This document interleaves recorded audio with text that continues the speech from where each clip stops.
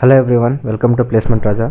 Today we will be discussing about the most important concept in Java, that is dynamic class loading in Java. Dynamic class loading is loading a Java class at runtime. Actually, previously many people we have seen about static class loading in Java, but this is the advantage for the Java virtual machine. It gives the ability to JVM to install software components at the runtime. This is the dynamic class loading. Okay, we will see how we can do this. We can do this by using two methods.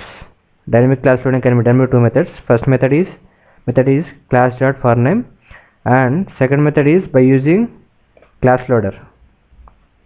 With these two methods we can do dynamic class loading. Okay, before going into coding part, I will tell about what are the classes I am going to load dynamically. See, this is my base class. Just I have implemented one function here, run off, that is just printing animal is running. Next I created two more classes, Java classes. One is tiger.java and another one is lion.java. If we want to extend these classes, we should override this function, so that why I wrote here override function.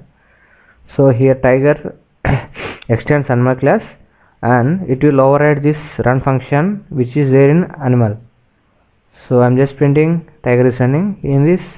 In lion class I am just overriding that run function and printing that lion is running. So these are my classes which I am going to load dynamically.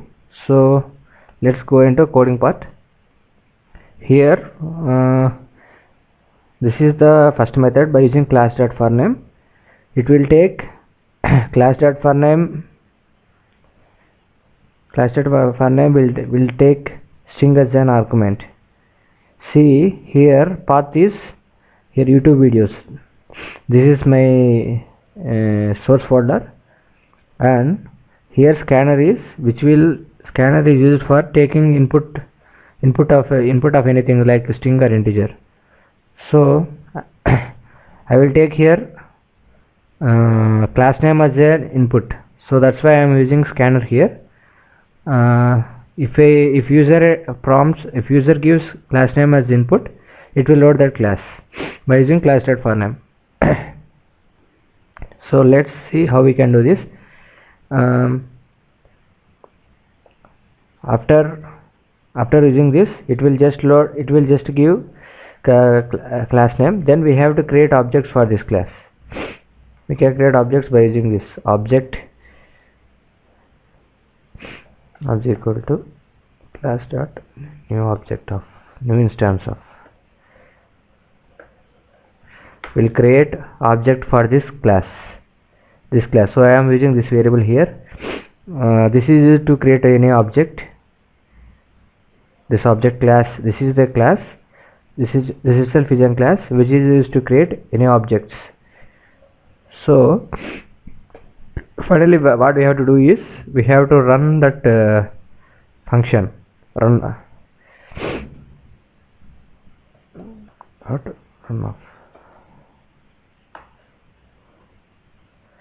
I am here just typecasting. So what is the advantage here is I can give any class, like I can give animal class or tiger class or lion class. Tiger is also an animal and lion is also animal. So this typecasting work for all three classes. And let's see the output of this one. Then we will see the class loader. See, a new instance will create object for this class. And what is happening here is, see, here we don't know the class name statically. That is, user also don't at compile time, compiler also won't know which class will be loading. And only at dynamically at runtime, if user gives class name, then object will be created. So let's see the output of this one.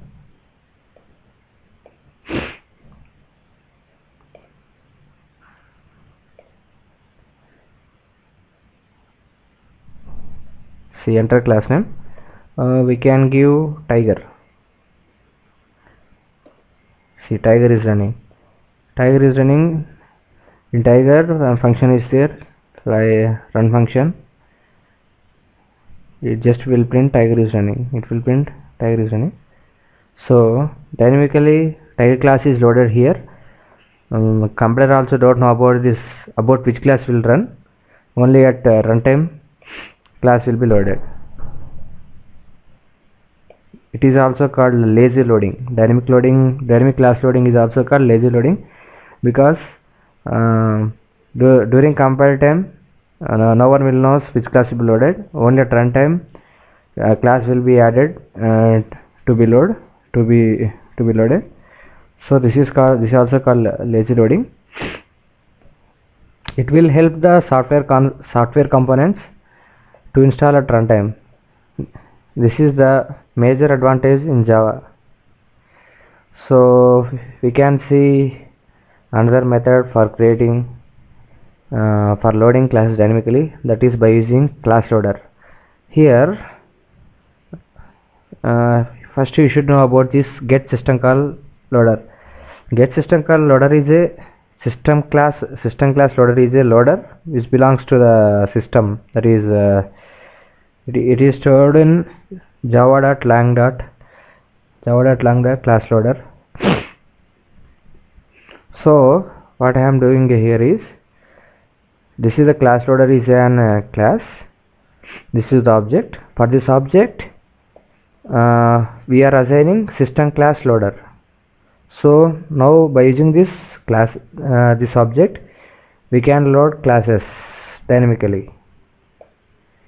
See how now I am taking class object. Suppose take it as class 1. Now we have to load class dynamically.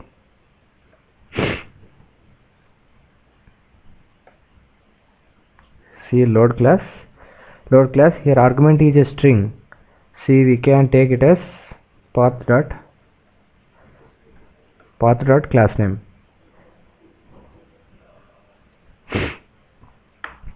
See, here we can take the different class name. Class name is a string. I have declared here already. Equal to, we can take SC is the scanner. We can take input another string, another class to be loaded dynamically. So here I am creating object for dynamically loaded class. I'm just creating variable. Here CLS1 is the dynamically loaded class. Now have to create object for that class. We can copy this same here.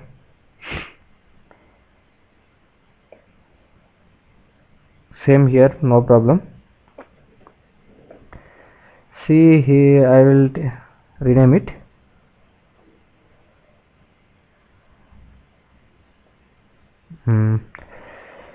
See, object 1, object is a class. This is the object of this one. This will be assigned to the new instance of the dynamically loaded class. Now object obj1 is the object of the dynamically loaded class. Now we can use it to run any functions inside it. Here also I am typecasting with base class. Animal is the base class. So if we typecast with base class, we can load its child classes also. No problem with that, because tiger is also an animal and lion is also an animal. So let's see the output of this one. These are the two methods by which we can load classes dynamically.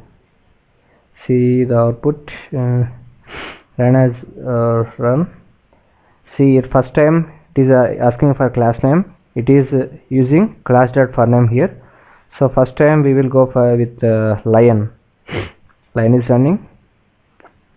Next time if you enter tiger, because here again asking for the string input, so next time input tiger is running.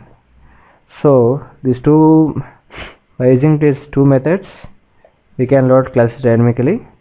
And difference between static class loading and dynamic class loading is, in static class loading, so we can also see static class loading also here. See, we can do static loading with just by using new operator between class. See, new tiger of something.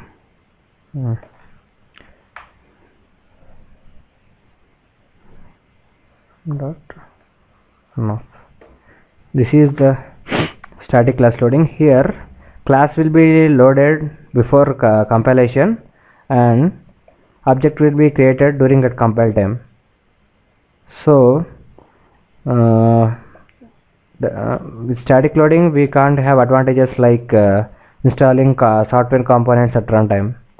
So dynamic class loading is necessary for installation at runtime and many things. So these are the differences between static loading and dynamic class loading in Java. And thanks for watching. If you have any doubts or if you want to comment anything, drop your messages in comment box below. Thanks for watching. Please subscribe to Placement Raja.